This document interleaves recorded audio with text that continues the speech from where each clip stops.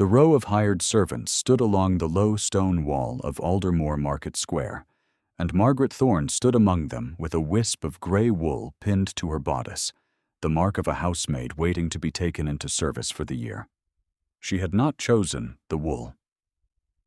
Her uncle had pinned it there himself before dawn, his fingers cold and quick, as though she were a parcel he meant to be rid of.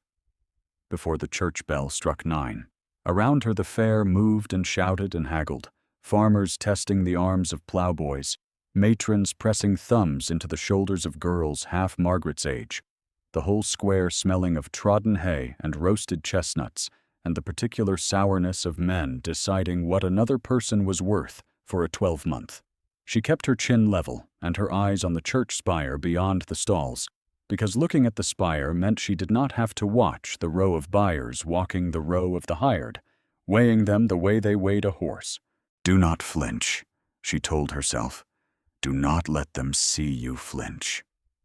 Beside her in the row stood a boy of perhaps 14, with a whipcord looped through his buttonhole to mark him as willing for plough work. And beyond him, a girl not much older than Alice would later prove to be, twisting her apron string with both hands and watching the crowd the way a rabbit watches a hedge line.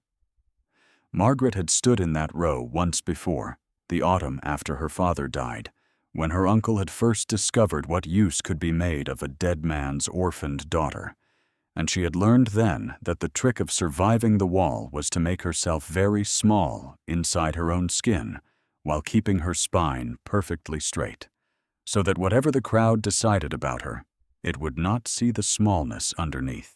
Her uncle stood a little apart, near enough to answer for her character, but far enough that no one could mistake him for a man who cared what became of her, his coat brushed and his boots blacked in a manner his own finances did not strictly permit, because a creditor's opinion of a man's prospects, he had told her once without apparent shame, was worth more to him than the daughter he was spending to secure it.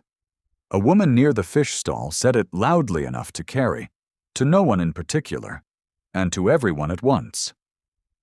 "She's Thorne's girl, is she not? Sad thing, a gentleman's daughter sold off at the fair like a dairymaid."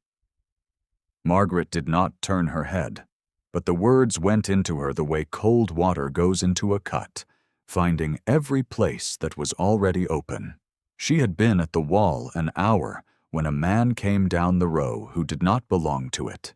He wore a plain dark coat with no ornament, mud on his boots as though he had ridden rather than driven, and he moved through the crowd the way a man moves through a room he owns without needing to announce it. He did not look at the ploughboys or the dairy girls. He stopped in front of Margaret, and for a moment he only looked at the small printed character card strung on ribbon around her neck, the paper that gave her name and her last situation, and her uncle's signature, guaranteeing her honesty. His eyes went still on the name. "Thorne," he said very quietly, as though testing whether the word would hold his weight. Before her uncle could step forward to name a price, before the auctioneer's boy could call the row to attention, the stranger pressed a worn silver shilling into Margaret's gloved palm and closed her fingers over it with his own, the fastening penny that sealed a hire before any bargain was spoken aloud. His hand was warm. Hers was not. "I will take her contract for the year," he said to her uncle. And it was not a question. Margaret did not yet know his name. She knew only that his voice had gone strange on her father's, and that he had not come to the fair that morning meaning to buy anyone at all. The Aldermore Statute Fair had stood on the last Thursday of Michaelmas for longer than anyone in the parish could remember, a day when the farms and great houses of the county came to hire their servants for the year to come, and when a family with no other way to feed itself sent its daughters and sons to stand in the row and be chosen. Margaret's father had been dead 2 years. Edmund Thorne had served as land steward to the old Duke of Raythorne for 18 years, had kept the estate's accounts honest and its tenants fed through 2 bad harvests, and had died of a fever after a fall from his horse in a flooded ford on a night in late autumn that no one in the family spoke of anymore, because speaking of it only sharpened what could not be mended. Margaret's mother had died bringing her into the world, so that the whole of what she knew of family had come from a father who taught her his ledgers before he taught her her letters, who walked her along the tenant farms in all weather, so that she might learn a harvest by its smell before she could read the word for it, and who had promised her, the winter before the flood took him, that a steward's daughter with a good hand for figures would never want for honest work in this county. He had not lived to see how little that promise was worth, once the figures belonged to someone else. He had left his daughter a small cottage, a shelf of books, and a debt to his late employer's estate that Margaret had not known existed until her uncle produced the papers. Josiah Vane was her mother's brother, a man with soft hands and a hard mouth who had arrived within the month to manage what he called her interests, and who had discovered within a season that Margaret's interests could be converted, with sufficient paperwork, into his own. He had let the cottage. He had sold the books.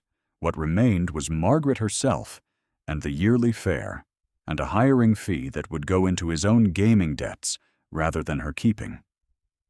She had told herself, walking to the fair that morning, that a year of service in a stranger's kitchen was survivable. She had not expected to be bought within the hour by a man whose voice broke, however briefly, on her father's name. His name, she learned before the church bell struck 10, was Julian Hale, Duke of Raythorn, master of the very estate her father had served for 18 years, and heir to whatever debt of gratitude or grief his family owed a dead steward that no one had ever paid. He did not offer to explain himself at the fair. He settled the terms with her uncle in the clipped, level voice of a man accustomed to being obeyed, refused to haggle the fee downward though her uncle tried twice to raise it, and had her put into a closed carriage before the crowd had finished remarking on the sight of a duke buying a hired girl with his own hand, rather than sending a steward to do it. Margaret sat with the fastening shilling still closed in her fist, the silver gone warm from her skin, and watched the market square recede through the carriage glass, her uncle's face already turning to find the next transaction that might clear his debts. She did not cry. She had promised herself at the fair wall that she would not give the row the satisfaction of it. And old promises, she had found, were easier kept than new ones. The Duke said nothing for the first mile. When he spoke at last, it was not an apology and not an explanation, only a low instruction that she recognized later as the shape all his kindnesses would take. "You will want something warm before Aldermore is out of sight," he said. "There is bread and a flask in the basket at your feet. Eat." "I am not hungry, Your Grace," she said, because it was easier to lie than to admit what the morning had cost her. "Eat regardless," he said, and did not look at her again until the bread was gone. Raythorn House sat at the end of a long avenue of limes going gold at the edges with the turn of the season. Gray stone softened by 2 centuries of ivy and the low autumn light that made even the coldest houses in England look, for an hour before dusk, almost gentle. Margaret had seen it before, as a child, waiting in the steward's cottage for her father to finish his rounds, but she had never come to the front of it, and she did not come to the front of it now. The carriage took her round to the servants' entrance, as was proper, and the housekeeper, a broad, quick-eyed woman named Mrs. Price, met her at the kitchen door with a look that took in the fine higher-day dress, the empty basket, and the fastening shilling still gripped in Margaret's hand, all in a single pass.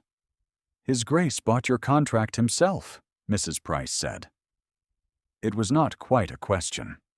"He did," Margaret said. "Then you had best come in before the fire," Mrs. Price said, and did not ask why, though Margaret could see the question sitting behind her eyes for the whole of that first week, waiting. Mrs. Price showed her the room herself, rather than sending a junior maid to do it, climbing the narrow back stair with a candle held high, and a great deal to say about the previous girl who had held the position before leaving to marry a corn factor's son, as though ordinary talk might settle a household that had not yet decided what to make of its newest member. The room was small and clean. A truckle bed, a washstand, a square of window glass no larger than a serving tray. But it was Margaret's alone, the first space that had belonged only to her since the cottage was let out from under her, and she stood a long moment after Mrs. Price's candle had receded down the stair, simply looking at the dark shape of the home farm beyond the glass, letting herself feel for the length of one held breath, something close to relief. She was set to work as an upper housemaid, given a small clean room under the eaves with a window that looked toward the home farm, and told, within her first hour, 3 separate versions of the household's opinion of her arrival.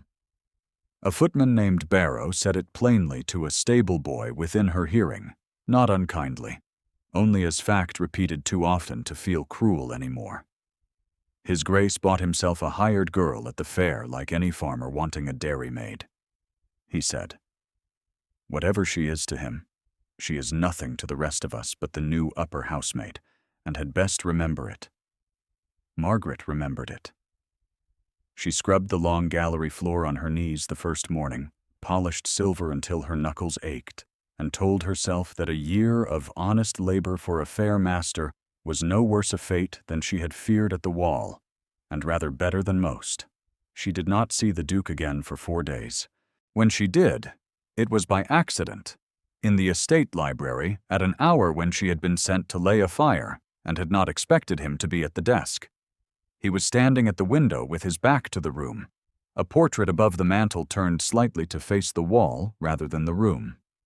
An odd, small crookedness she noticed and did not understand. He did not turn when she entered. She set about the fire quietly, hoping to finish before he noticed her at all, and had nearly succeeded when he spoke. "Leave it burning low tonight," he said. "And Miss Thorne." It was the first time he had used her name since the fair. She went still at the hearth, the poker forgotten in her hand. "Yes, Your Grace," she said. "I knew your father," he said, and then, as though the sentence had cost him something to finish, said nothing more, and Margaret understood that this was the whole of what she would be told that night, and did not ask for more, because she had learned already that his silences were not refusals so much as doors not yet ready to open.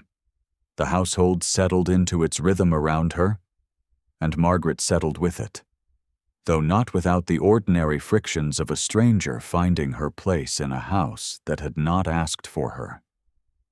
She rose before the other maids to see the fires lit properly, and she stayed a half-hour past her time one evening when a young under-housemaid named Alice broke a porcelain shepherdess dusting the morning room and stood white-faced, certain she would be turned off without a character.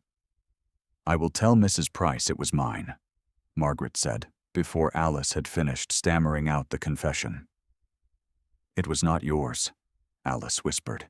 "No," Margaret agreed, "and it was not mine to protect you either, and I am doing it regardless. Hand me the pieces."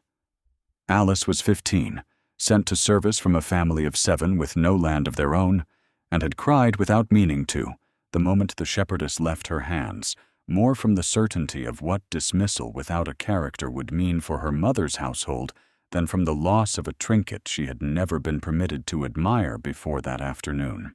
Margaret wrapped the broken porcelain in her apron with the same steady hand she had once used to sort her father's accounts, and told Alice, not unkindly, that a household this size broke a great many small things in a year, and that Mrs. Price would think a great deal less of a girl who lied about it than of a girl who simply learned to dust more carefully going forward. "You did not have to," Alice said again, following her down the back stair. "No," Margaret agreed.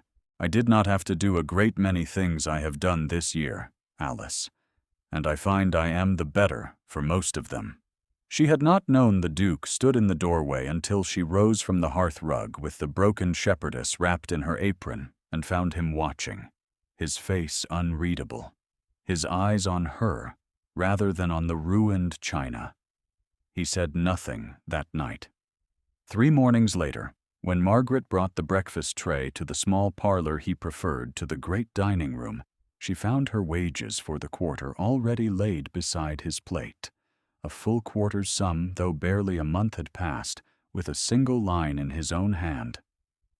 For the shepherdess, it was never yours to pay for. She did not know how to thank him for a kindness delivered as a correction, so she said nothing, and carried the tray back to the kitchen with her face hot and her hands unsteady in a way that had nothing to do with the weight of the china. If you have wondered, as I have, what it costs a proud man to notice a woman he has not yet permitted himself to want, stay with this house through the turning of the season, because Raythorn is about to learn the answer. And so, I think, will she. The second dismissive word came at a dinner Margaret was never meant to overhear. 3 weeks into her service, when the Dowager Duchess, Julian's mother, entertained a small party that included Lady Cordelia Fenwick, a diamond of 2 seasons past whom the Duchess had long favored as a match for her son. Margaret had been sent up with a fresh decanter and stood a moment too long at the sideboard, out of habit rather than intention, and heard Lady Cordelia's clear, carrying voice through the half-open door. "Your son bought a servant at a hiring fair," Cordelia said, with the particular delight of a woman handling a fact she considers beneath her and therefore safe to enjoy.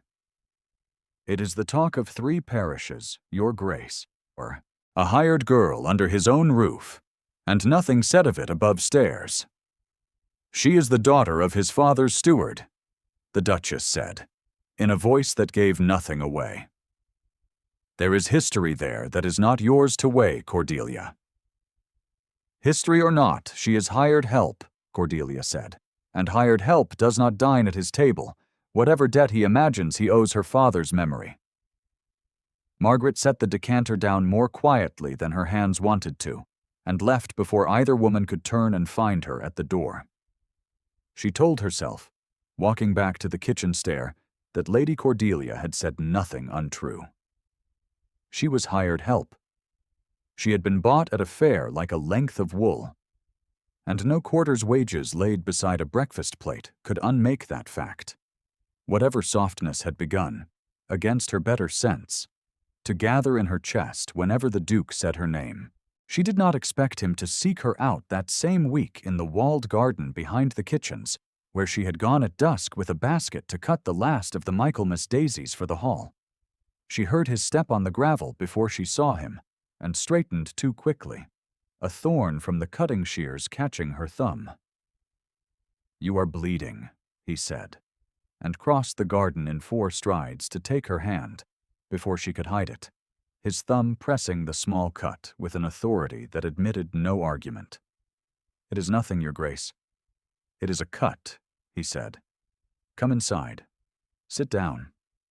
I will not have you standing in the cold arguing with me about a thorn." She sat, because it was easier than arguing, and because some part of her had begun, without her permission, to want the excuse of his hand still closed around hers a moment longer than the cut required. He did not let go at once. He looked at her palm, at the small red line across it, and something in his face went distant, as though he were seeing another hand entirely. "Your father had a scar just there," he said quietly. "From a hedge knife, the summer I was 12. He never told my father how he came by it. He said a steward's hands ought to look like a man who worked, not a man who complained of it." "You knew him well," Margaret said, "and it was not quite a question either." "Better than I understood at the time," the Duke said, and released her hand at last, though slowly, as though it cost him something. "I will tell you the whole of it, Miss Thorne. Not tonight, but I will tell you. If you are still holding your breath from that garden scene, so am I. And I promise you, the telling is worth the waiting. because what Julian Hale carried out of that flooded ford 11 years ago is the reason this house has never once, in all that time, felt entirely his own.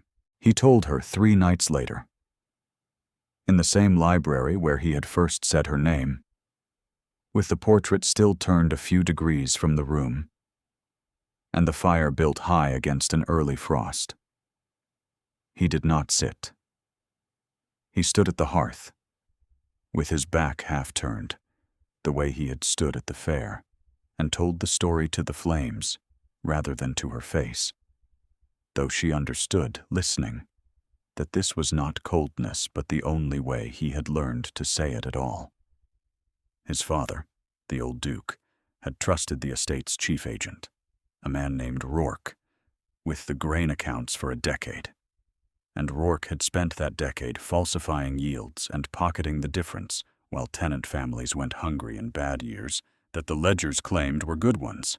Thorne, as under-steward, had found the discrepancy in a single evening's careful reading, and rather than bring it quietly to a man he did not yet know he could trust, had ridden out that same night in a hard rain to reach Julian, then a young officer home on leave and traveling back to his regiment by the low road, because Rourke's family held land along that road, and Thorne feared, rightly as it turned out, that Rourke meant to see the discovery buried along with whoever carried it.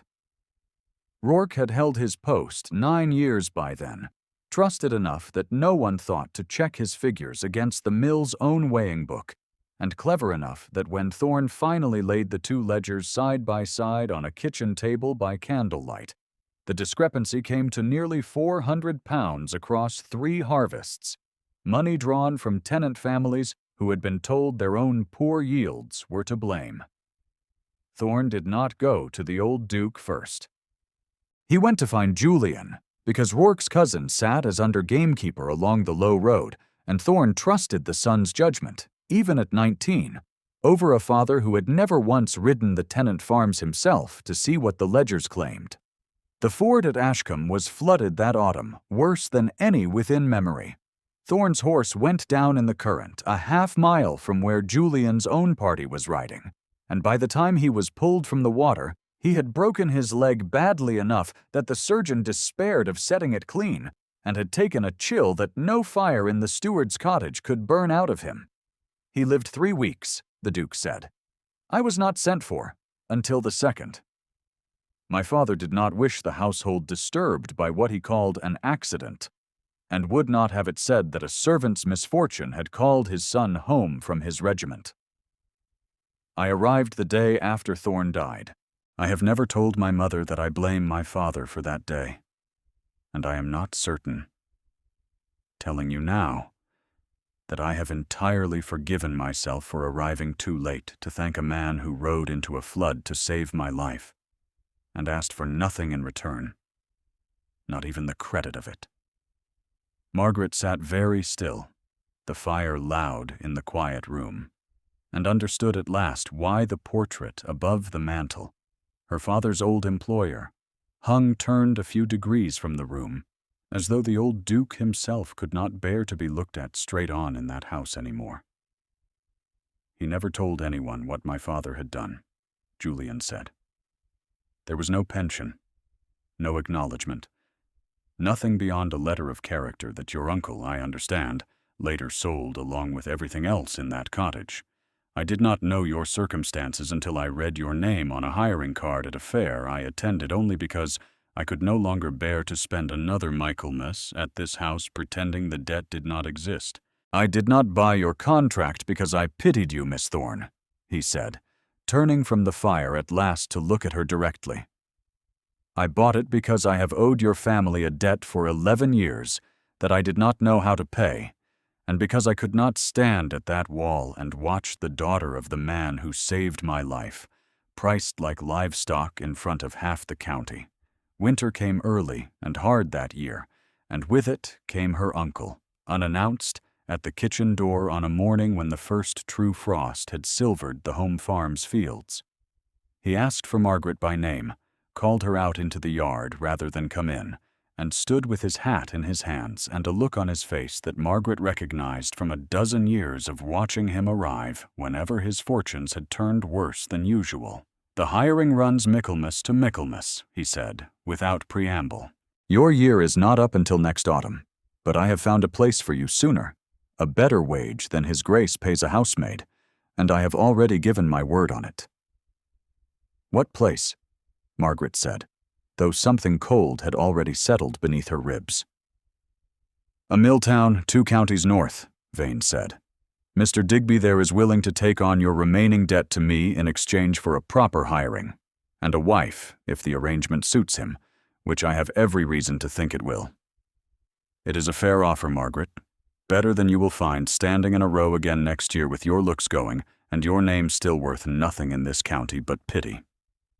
She is hired stock and mine to sell again," he told the stable boy holding his horse, loudly enough that Mrs. Price heard it from the dairy door and repeated it to the kitchen before the hour was out. And by evening, the whole house below stairs knew what her uncle had come to claim. Margaret did not weep in the yard.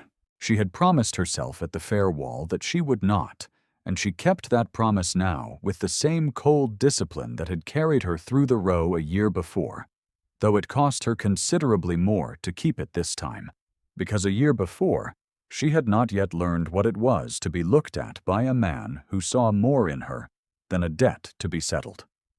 Mrs. Price found her an hour later, sitting on an upturned pail in the dairy, the milk gone forgotten and cooling beside her, and said nothing at first, only took up a cloth and set to polishing a churn that did not need polishing, the way she did whenever a kitchen girl needed company more than conversation. When Margaret finally spoke, it was not of Digby or the mill town, but of the fastening shilling still kept in the small tin box beneath her washstand, and how foolish it seemed to have treated a coin like a keepsake, when a coin, in the end, was only ever proof that she had been bought and could be bought again. "It is not foolish," Mrs. Price said, setting down the cloth. "I have kept this house 40 years, girl, and I have not once seen His Grace look at a shilling, or a woman, the way he looks at you. You go and tell him what your uncle means to do, and you let him decide what a duke's word is worth against a debt collector's." She went to find the Duke that evening, not to ask him to save her, because she had resolved, walking up from the yard, that she would not be rescued the way a parcel is rescued from being lost in the post, but to tell him plainly what her uncle intended, because she had learned in 3 months at Raythorn that plain honesty was the one thing this house had never once required her to apologize for. "I will not go to the mill town," she said, standing in the library doorway with her hands folded hard against the shaking she would not let him see. "And I will not marry a man I have never met to settle a debt I did not create, and yet my uncle has the legal right to place me, Your Grace. I do not know how a housemaid argues with a legal right." "She does not," the Duke said, rising from the desk. "A duke does." He crossed the room in the same 4 strides he had used in the garden, and did not take her hand this time, only stood close enough that she had to tilt her chin to hold his eyes, close enough that she felt the warmth of him the way she had felt the fastening shilling that first morning. A promise pressed into her palm before either of them had found the words to explain it. "I should have said this the night I told you about your father," he said. "I did not, because I did not trust myself to say it and stop there. I am telling you now instead. I do not want you gone to a mill town or married to a stranger to settle a dead man's debts. I want you here, Margaret. Not as a hired girl, and not as a debt repaid, but because I have spent 3 months discovering that the daughter is a great deal more to me than the memory of the father ever was, however much I owe him." Margaret's breath went short in a way she could not blame on the cold, and for a moment neither of them moved, the whole of the library gone very quiet around them, his hand rising as if to touch her face and stopping short of it, hovering there, because what came next could not be unmade once it was reached for. "I have wanted to say your given name since the garden," he said. I have not permitted myself." "Say it now," she said. And it was the first time in 3 months she had spoken to him without a single deflection, standing between the words and the wanting. "Margaret," he said, low, and closed the small distance her chin had already offered him, a kiss soft and brief and entirely unlike anything either of them had planned to allow themselves that night, before he drew back, his composure visibly costing him more than she had ever seen it cost him, and said, against her hair, that he would not let Vane take her anywhere at all. The following Thursday was the last Thursday of Michaelmas, and Aldermoor Statute Fair rose again on the market square exactly as it had the year before. The same stalls, the same trodden hay, the same row of servants waiting along the low stone wall for a master to take them for the coming year. Josiah Vane brought Margaret to the wall himself, his hand hard on her elbow, and pinned a fresh wisp of wool to her bodice with the same cold quickness he had used a year before, as though a year of her absence had taught him nothing about what it cost her to stand there. "He is a fair man," he told her under his breath, arranging her sleeve. "Digby will not be cruel to you if you do not give him cause. Stand straight. Let him see you are not damaged goods." Margaret stood straight. She kept her eyes on the church spire the way she had the year before, and told herself that whatever happened in the next hour, she would not give the row the satisfaction of watching her break a second time, though her whole chest ached with the particular grief of standing in the exact place where, a year ago, a stranger's hand had first closed over hers with a fastening shilling, and a voice gone strange on her father's name.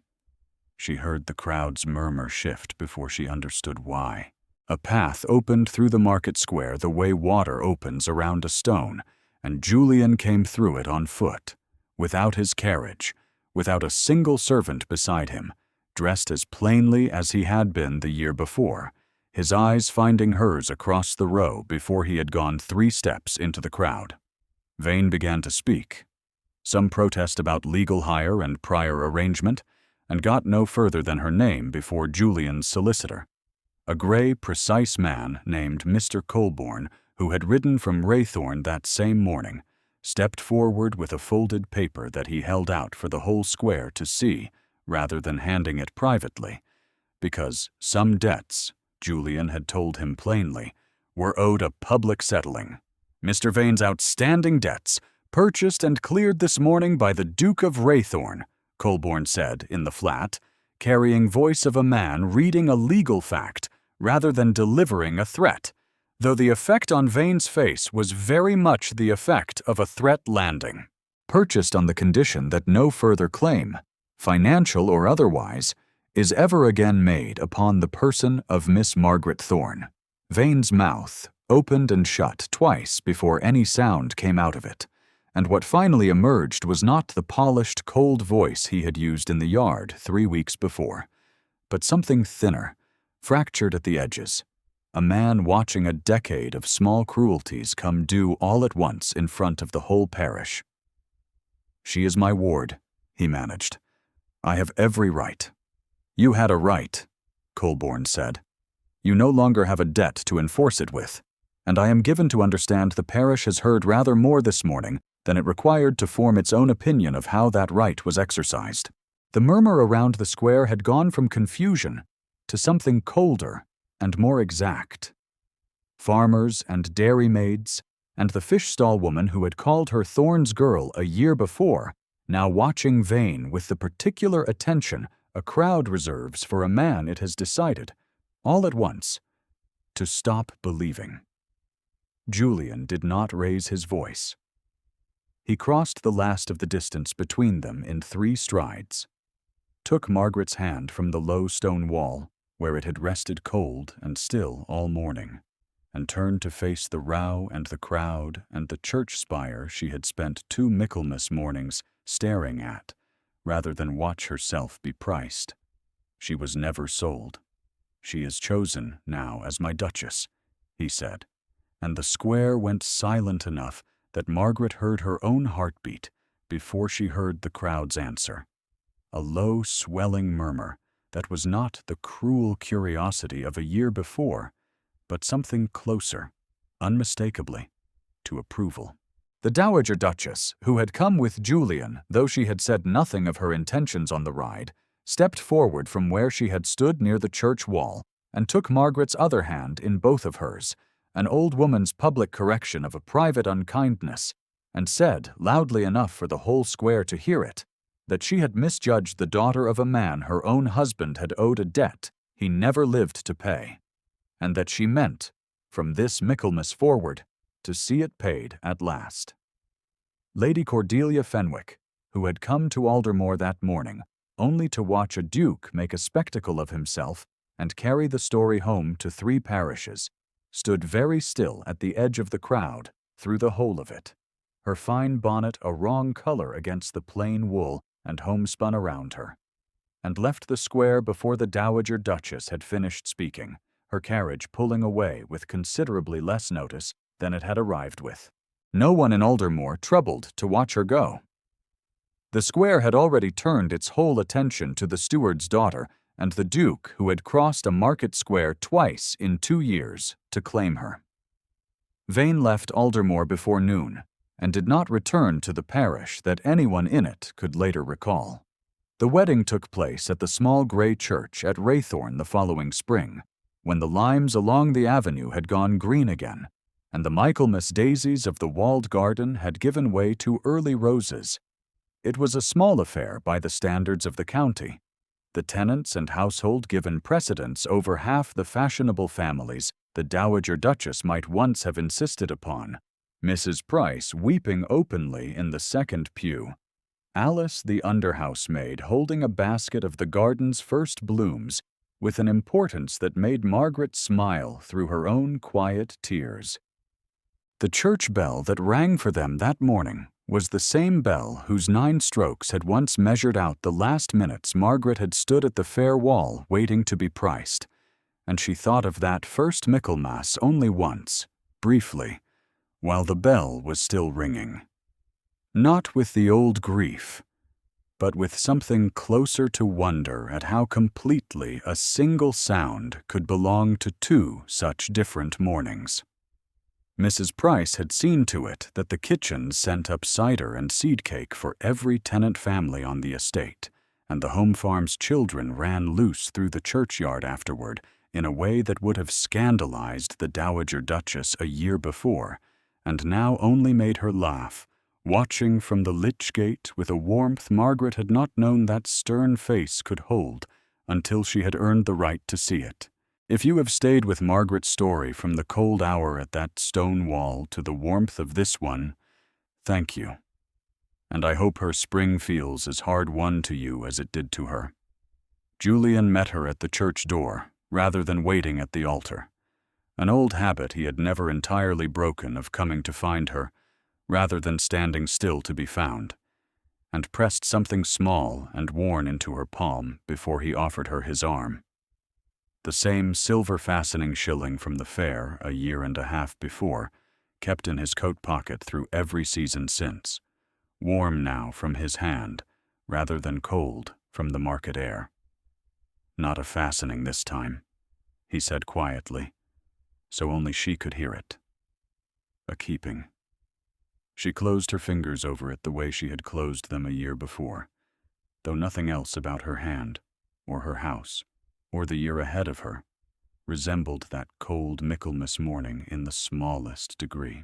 That evening, with the wedding guests gone and the fires banked low through the long gallery, she set the shilling on the mantel of their private sitting room beside a small portrait of her father that Julian had commissioned from an old miniature, the first likeness of Edmund Thorne to hang in that house in 11 years, turned to face the room rather than away from it, exactly as she had asked,